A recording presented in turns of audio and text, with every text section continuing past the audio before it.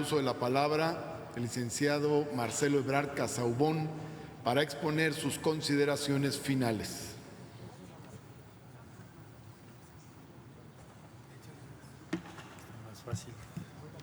Muchas gracias. Gracias, señor presidente. Señoras, señores, ofrezco ser breve, pero referirme a los puntos medulares que se han planteado. Bueno, el primer tema es el famoso documento. Bueno, decirles que en el informe que envié, pero desde el lunes en la conferencia de prensa, referimos con todo detalle el mismo texto. Aquí está.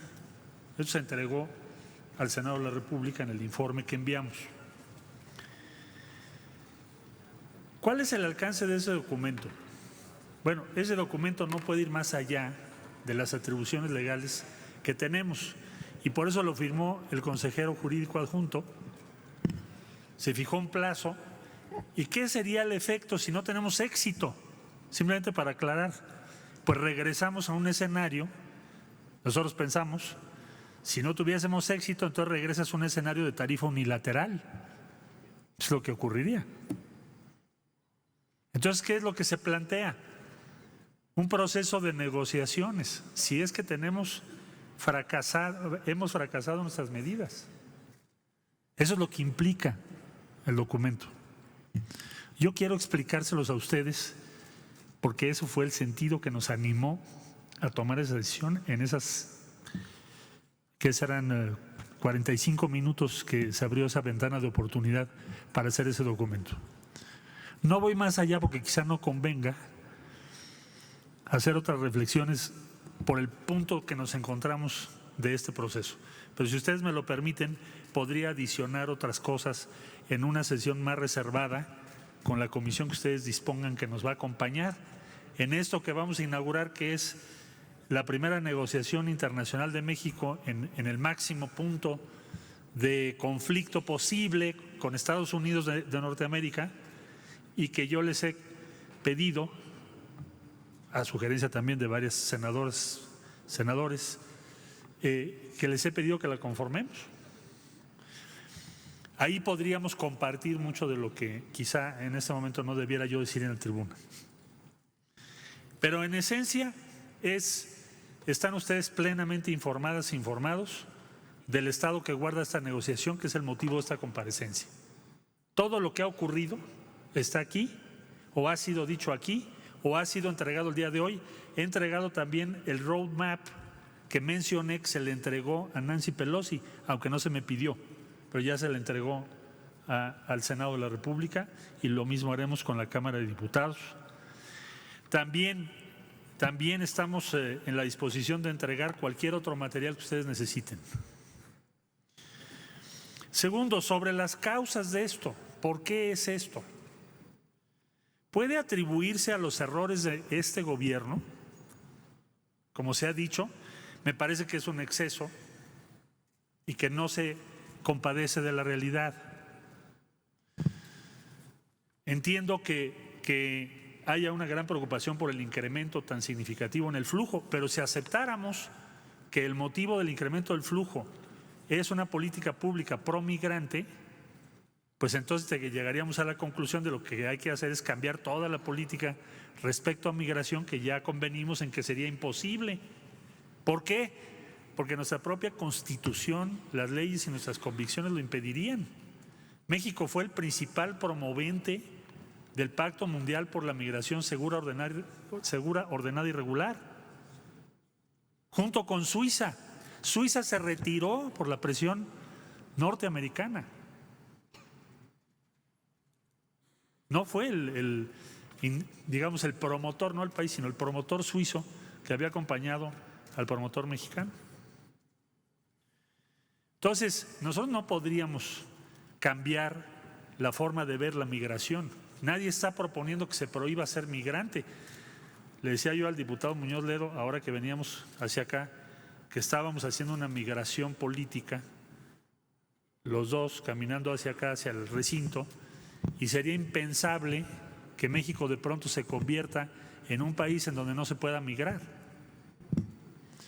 Entonces no se propone eso. Yo quisiera eso dejarlo muy claro. tenemos que construir algo complejo, que es cómo regulamos un flujo que nos ha tomado por sorpresa y cuyas causas, creo yo, firmemente son más profundas. Tienen que ver con la creación, lo que ha sido la expansión del impacto del cambio climático en América Central, tiene que ver con la caída de los precios, por ejemplo, del café, tiene que ver con los fenómenos de concentración del ingreso. Son muchos procesos. Quizá, si ustedes me permiten, convendría entregarle al Senado de la República y a la Cámara de Diputados para ese propósito todo el estudio y el plan que se hizo con la CEPAL, porque responde a esa pregunta. Esto se trabajó para eso.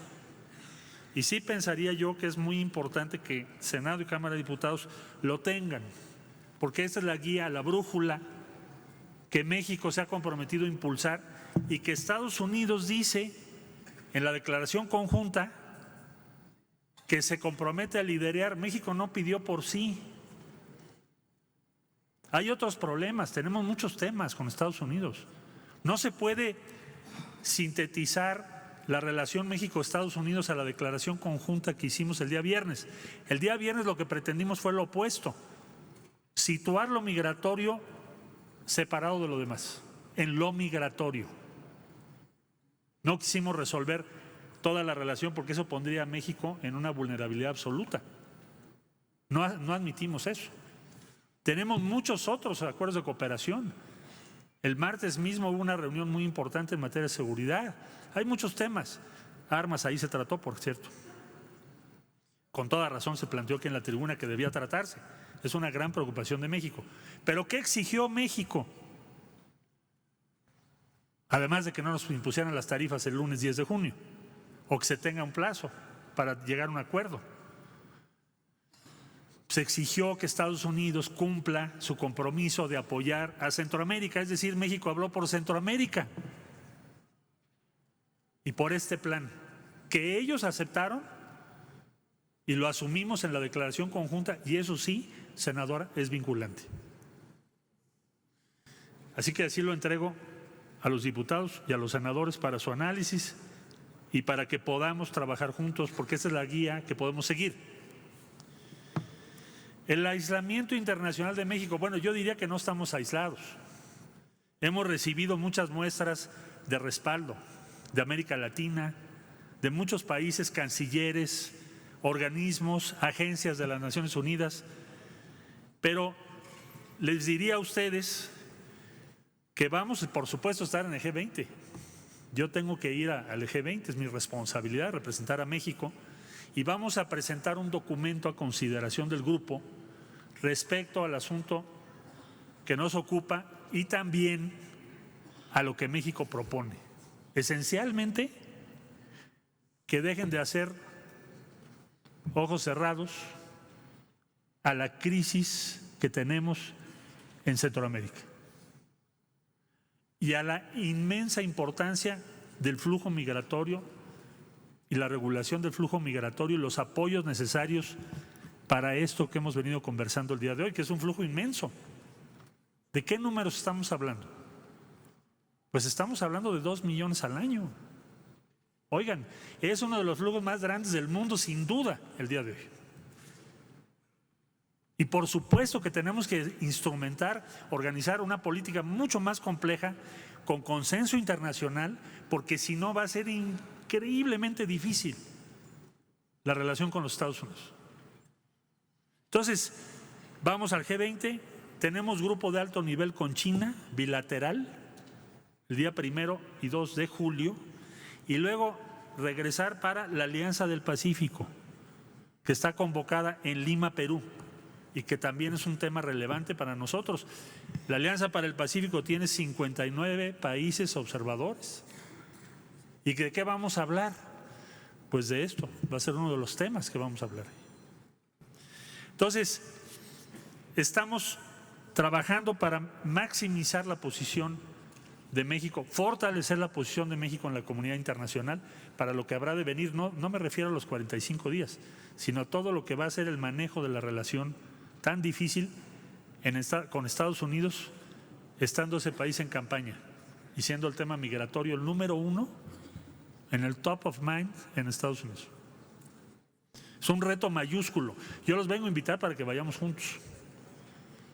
Y estamos dispuestos a compartir la información y a tomar muy en cuenta las cosas que se nos dicen. En algunas diferimos, pero en otras coincidimos. Se dice que si ya le concedimos al gobierno de los Estados Unidos lo que quiere, ¿no? Lo único que hemos hecho es salvaguardar nuestro espacio de maniobra. Y eso no es un asunto menor, es un asunto mayor. Ahora depende de nosotros cómo lo usamos. ¿En qué consiste lo que se va a hacer? Ya decía yo que hay un programa con muy diversas actividades que también lo ponemos a consideración de ustedes sobre el tema migratorio. ¿Cómo lo vamos a regular? Y vamos a aprovechar las experiencias que ha habido, porque no creo que haya sido un reto solo en este gobierno, lo ha sido en varios gobiernos. Solo que no, lo que no habíamos tenido es un flujo que llegara a 2 millones. Eran flujos mucho menores. Entonces el reto de México es, tenemos que hacer nuestra vía para regular ese flujo.